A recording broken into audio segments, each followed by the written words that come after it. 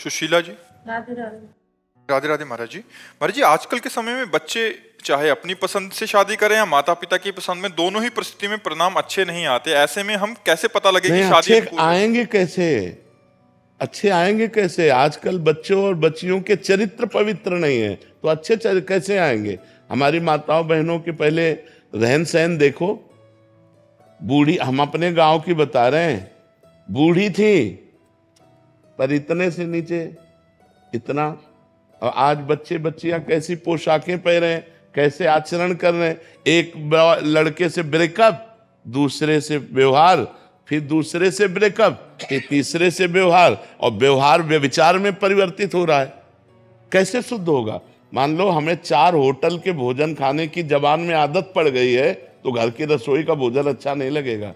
जब 4 पुरुष से मिलने की आदत पड़ गई है, तो एक पति को स्वीकार करने की हिम्मत उसमें नहीं रह जाएगी। ऐसे ही जब 4 लड़कियों से व्यभिचार करता है, तो वो अपनी पत्नी से संतुष्ट नहीं रहेगा, उसे 4 से व्यभिचार करना पड़ेगा, क्योंकि उसने आदत बना ली है। हमारी आदतें खराब हो रही, हमारे बच्चों की आदत। तो ये सब जो मोबाइल चल गया है, जो गंदी बातें चल गई हैं, अब आजकल बहू मिलना और या पति मिलना बड़ा मुश्किल है, बड़ा मुश्किल है। 100 में कोई 2-4 कन्याएं ऐसी होंगी जो अपना पवित्र जीवन रखकर किसी पुरुष को समर्पित होती होंगी। कैसे वो सच्ची बहू बनेगी? जो 4 लड़कों से मिल चुकी वो सच्ची बहू बनेगी?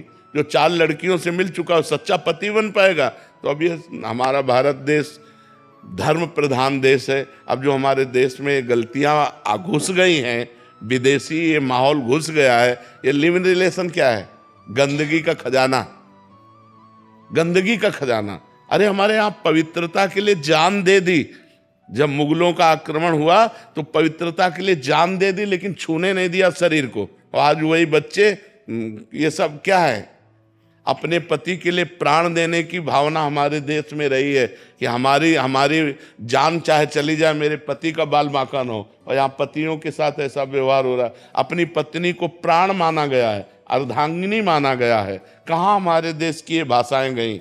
ये इसीलिए हो रहा है क्योंकि पहले से व्यभिचार हो रहा है। नहीं, हमारे यहाँ बहुत पवित्र व्यवहार माना गया। ब्याह हुआ, पूरे गांव के देवी देवताओं का पूजन होता था, बुजुर्गों के आशीर्वाद लिए जाते, तब वो गृहस्थ धर्म में जाते थे। आज पहले ही विचार किए बैठे हुए हैं, पहले ही गंदे आचरण किए बैठे हैं। क्या जाने उस पवित्र धारा को, क्या मानेंगे पाणी ग्रहण को? नहीं, जिस पति ने पाणी ग्रहण कर लिया उसके लिए जीवन समर्पित किया जाता है। हमारा भारत देश है, हमारा विदेश नहीं कि आज इसके साथ, कल उसके साथ, परसों उसके साथ। तो माता जी, अब सबसे बड़ी समस्या है कि बच्चे बच्चियां ही पवित्र नहीं हैं। वो अगर किसी तरह से पवित्र मिल जाए तो भगवान का वरदान समझो। हम कहते हैं चलो जो बच्चापन में गलती हो गई, लेकिन ब्याह होने के बाद तो सुधर जाओ। बड़ा विचित्र समय है, बड़ा विचित्र समय है। गगन जी, कनाडा से। राधे राधे। राधे राधे महाराज जी। महाराज जी, धर्म और भक्ति के नाम पर कई बार अंधविश्वास भी आ जाता है। कृपया बताएं कि सच्ची भक्ति और अंधविश्वास में फर्क कैसे समझे और उससे कैसे। पहले हमें अंधविश्वास बताइए तो हमारी समझ में आए।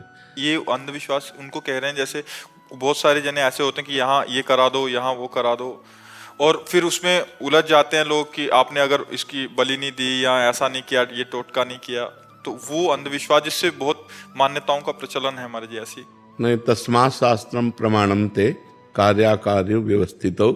शास्त्र के अनुसार ही कार्य और अकार्य की व्यवस्था की गई है। तो पितरों को पूजना, देवताओं को पूजना, देवियों को पूजना, और हर मनुष्य अधिकार रखता है वो किसी की भी पूजा कर सकता है भगवत भाव से। पशु पक्षी किसी की भी पूजा कर सकता है। हमारे यहाँ तो वृक्षों की भी पूजा की गई है, जल की भी पूजा की गई है, सबकी पूजा की जाती है। हम पूजा करने का निषेध नहीं कर सकते, क्योंकि मत्ता परतरम नान्यत किंचित अस्ति धनंजय, मेरे सिवा किंचित मात्र कुछ नहीं है। हाँ, अब कपट, पाखंड, दंभ, नाटक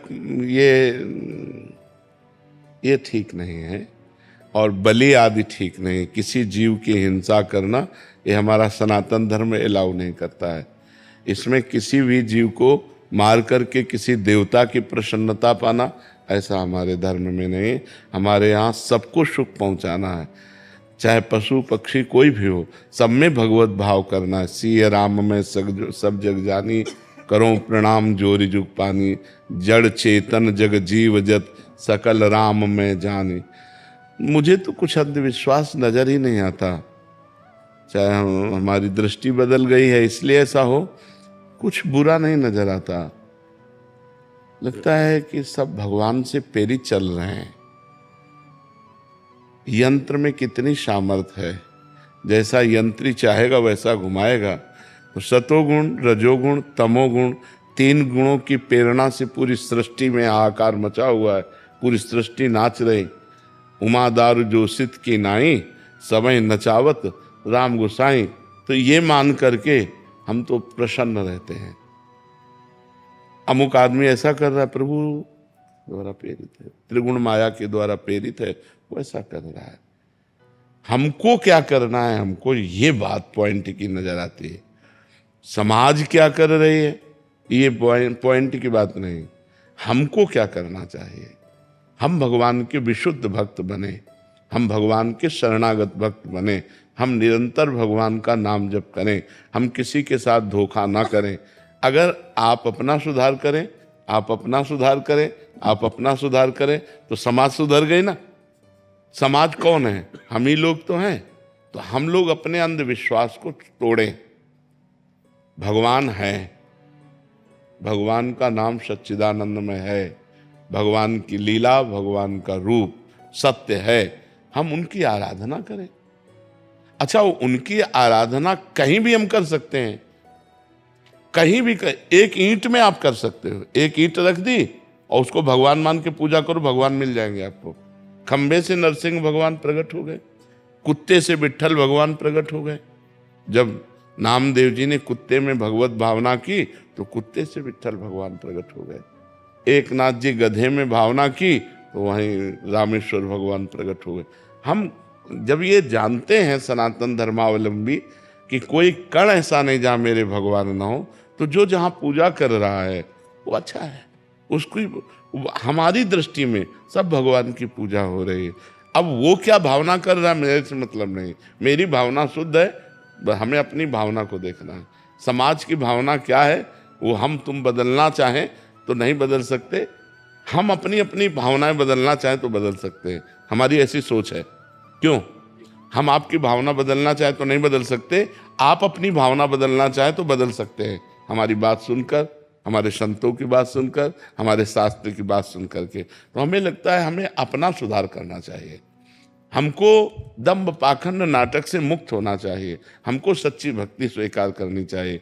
तो आपके संग से ये सुधर जाएंगे, और 2 के संग से 3 सुधर जाएंगे, 3 के संग से 30 सुधर जाएंगे, 30 के संग से पूरी समाज सुधर जाएगी। अगर हम सुधरना शुरू करें तो पूरी समाज सुधर जाएगी। हमारी सोच ऐसी है।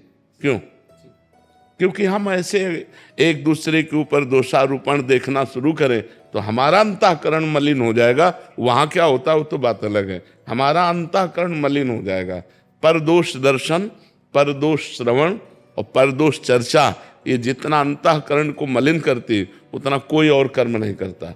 ये बहुत जल्दी अंतःकरण को मलिन कर देती। तो हम किसी के दोष देखें ही ना, हम शुद्ध मार्ग में चलें, और जो हमारे संगी साथी हैं उनको शुद्ध मार्ग में चलाएं, तो धीरे धीरे हमारा समाज सुधर जाएगा।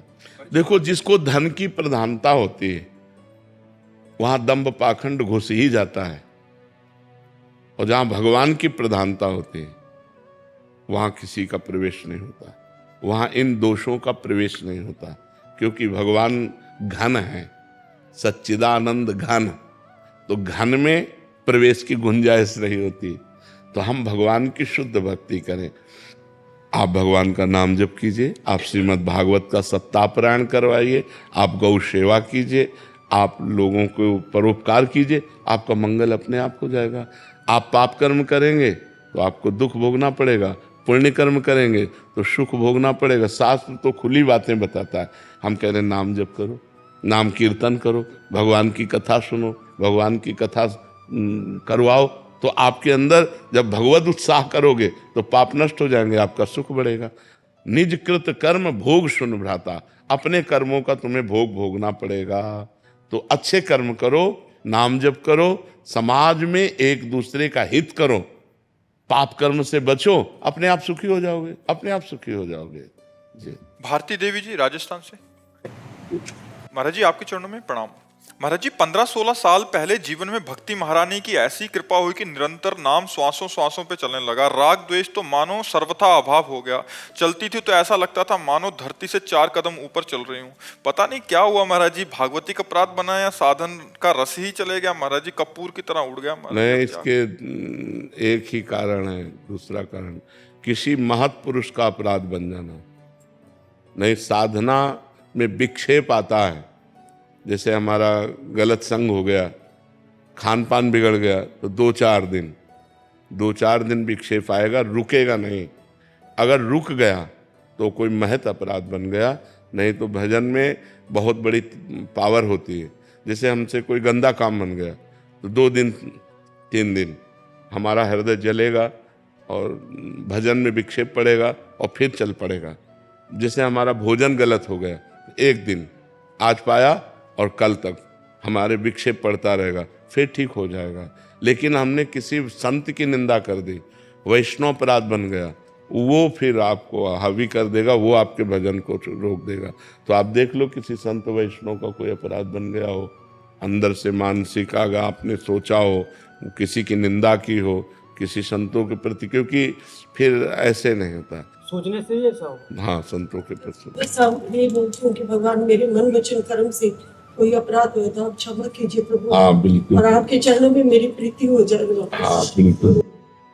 आज से आप ध्यान करो, आज से आप जप शुरू करो, भजन करो, और रोज प्रातः काल उठकर समस्त संत भगवान की जय बोलो, समस्त संत भक्त वैष्णव की जय, और सबको नमन। और जाने अनजाने में जो कोई गलती हो गई सो क्षमा करो। आज से फिर भजन शुरू करो, ठीक है? हाँ, भजन। डॉक्टर आशीष जी वृंदावन से। राधा वल्लभ। राधे राधे महाराज जी, आपके चरणों में प्रणाम। महाराज जी संविधान में 22 भाषाओं की मान्यता है, आप केवल एक भाषा हिंदी में ही बोलते हैं। यदि केवल भारत देश का ही सुधार किया जाए, नए बच्चे को अध्यात्म की शिक्षा दे, तो हिंदी भाषा क्षेत्र के बच्चों के अलावा अन्य भाषा क्षेत्र तक आपकी बात पहुंचनी चाहिए। महाराज जी आप इसका समाधान। अब हम क्या करें यार, भारत में पैदा हुए, हिंदुस्तान में, और हमारी मातृभाषा हिंदी है, और हम हिंदी भाषा में और हमारी मातृभाषा में इस बहुत पवित्र भाषा है, ये बहुत मंगलमयी भाषा जो हिंदी भाषा है। संस्कृत और हिंदी, इन 2 भाषाओं का हमें ज्ञान है। संस्कृत में जैसे आप बात करो तो हम समझ जाएंगे कि आप क्या बात कर रहे हैं, संस्कृत के श्लोकों का, और हिंदी। इसके अलावा अंग्रेजी में आप जैसे बात करो तो हम मुँह देखते रहेंगे, तो हमें पता नहीं क्या है। हाँ, कुछ शब्दों का ज्ञान है जो बोलचाल भाषा में बोले जाते हैं ना। हाँ, कुछ जैसे अटैक, माया तभी अटैक करेगी जब आपको, तो अब ऐसे कुछ शब्द है जो मिश्रित है उनमें। इस पॉइंट को आप नोट कीजिए, तो पॉइंट अंग्रेजी से तो कुछ ऐसे शब्द है जो अंग्रेजी के आ जाते हैं, बकाया अंग्रेजी का ज्ञान है। जब तकनीक का सहारा नहीं ले सकते महाराज जी। अरे तकनीक तो बेईमानी कर रही है आजकल, नहीं कर रही है। किसी की भी आवाज से किसी को कुछ भी बुलवा दे। एक हमको हमारा ही वीडियो दिखाया कि दीपावली आ रही है, आप ये लीजिए, आप ये लीजिए तो आपको बड़ा शुभ होगा। हमने कब बोला? तकनीकी से सब बुलवाया जाता है। लिखित को तो आ सकता है महाराज जी, जैसे हिंदी में आपका कोई एक वाणी है ब्रह्मचर्य के ऊपर है, तो उसको हम अलग अलग भाषाओं में बदलाव कर सकते हैं महाराज जी। बट आपकी भाषा का फिर मिसयूज होएगा महाराज जी। हम एआई के माध्यम से कर सकते हैं, बट उसको इतनी सारी भाषाओं में, अच्छा उसमें ऐसा है कि महाराज जी जो लिखो वही बोलेंगे आप, उसमें सॉफ्टवेयर में जैसा लिखेंगे या जैसा उसको पढ़ाया जाएगा वैसा ही बोलेंगे। अच्छा, फिर वो अन्य उसका दुरुपयोग कर सकते हैं, इसलिए महाराज जी एआई के माध्यम। तो लोग कुछ का कुछ भी मतलब अपनी बात को रख रहे हैं महाराज जी। वो बहुत सारे आजकल वीडियोस आ रहे हैं, कुछ मतलब आप प्रचार प्रसार कर रहे हैं कि ये पानी पिए तो बहुत अच्छा होगा आपके लिए। हाँ, तो हमें लगता है कि अगर हमारे हिंदुस्तानी सुधर जाए तो इतना ही हमारा बहुत बड़ा बाबा जी बनना सार्थक हो जाएगा। तेलुगु, मलयालम, बहुत भारत की बहुत भाषाएं जहाँ की जरूरी है आपकी वाणी को पहुंचना, तो उनको वहाँ कन्वर्ट करके भले भेजा जाए। हाँ, या ऐसा करें तो। विभूति सिंह जी दिल्ली से। राधे राधे। राधे राधे महाराज जी, क्या आध्यात्म के रास्ते में जाने के लिए अपनी संसारिक इच्छाओं को मार देना चाहिए, जैसे धन प्राप्ति, बच्चों की अच्छी पढ़ाई देने के लिए नहीं इच्छाएं आती हैं? नहीं, ऐसा कहाँ लिखा है? ऐसा कहीं लिखा नहीं, ऐसा कहीं उपदेश नहीं। जो उपदेश दे ऐसा वो ठीक नहीं है। धन कमाना है लेकिन धर्म से युक्त होकर कमाना है, पाप कर्म करके नहीं। बच्चों को पढ़ाना है लेकिन उनको आदर्श की शिक्षा देनी है। जो बड़े महापुरुष हो गए वो शिक्षा देनी है। हमको गंदे बच्चे नहीं बनाने। माता पिता गुरु होते हैं, प्रथम गुरु होते हैं। खूब अच्छी पढ़ाई करो लेकिन उनको बैठ करके आदर्शमय शिक्षा भी दे। देखो बेटा, जब तक ब्याह ना हो जाए किसी लड़की की तरफ न देखना। देखो बेटी, हमारी बात मानो, तुम हमारे बच्चे हो, जब तक तुम्हारा हम ब्याह ना कर दें तब तक किसी लड़के का संयोग मत करना। अगर कभी गलती हो जाए तो आप हमसे बताना, हम आपको सहयोग करेंगे। आधुनिक शिक्षा के साथ साथ उनको आध्यात्मिक शिक्षा देनी है। धन कमाने के साथ साथ हमें धर्म की भी रक्षा करनी है। तो कहीं भी ऐसा नहीं है कि आप ये ना करो लेकिन धर्म युक्त होकर के करो, तो भगवान की भक्ति अध्यात्म पुष्ट होता है। बिना धर्म के अध्यात्म पुष्ट नहीं होता, और उसमें आपकी दुर्गति है। आपका हृदय जलेगा, आपका मन अशांत होगा, बात खुल जाएगी, समाज में निंदा होगी। अगर कानूनी अपराध है तो आप जेल जाओगे। जो असत क्रियाएं हैं उनसे हमको बचाना है। आधुनिक पढ़ाई असत क्रियाओं से नहीं बचा सकती। अध्यात्म के बिना आधुनिक पढ़ाई असत क्रियाओं से नहीं बचा। देखो ना बच्चे पढ़े लिखे क्या कर रहे हैं, देखो ना बच्चियां कितनी पढ़ी लिखी हैं। मतलब परिणाम तो सोचना चाहिए कि अब जो मैं कर्म करने जा रही हूं इसका परिणाम क्या होगा। जब तक अध्यात्म क्या है, ये आपको परिणाम सोचवाता है। जो आधुनिक पढ़ाई है परिणाम नहीं सोची, वर्तमान की क्रिया केवल सोचती है। और जो अध्यात्म है, यार मैंने ऐसा किया तो फिर ऐसा भी हो सकता है, ऐसा भी हो, नहीं ऐसा नहीं करूंगा, वो परिणाम सोचकर भयभीत होकर बच जाएगा। अध्यात्मवान, मान लो अध्यात्मवान को कुसंग हुआ तो परिणाम सोचेगा इसका परिणाम क्या हो, अरे नहीं भाई ऐसा नहीं, समाज क्या कहेगी, नहीं ऐसा नहीं। और जो अध्यात्मवान नहीं है फिर वो ऐसे चोरी, हिंसा, पाप कर्म और ये सब गंदे आचरण करने लगते हैं।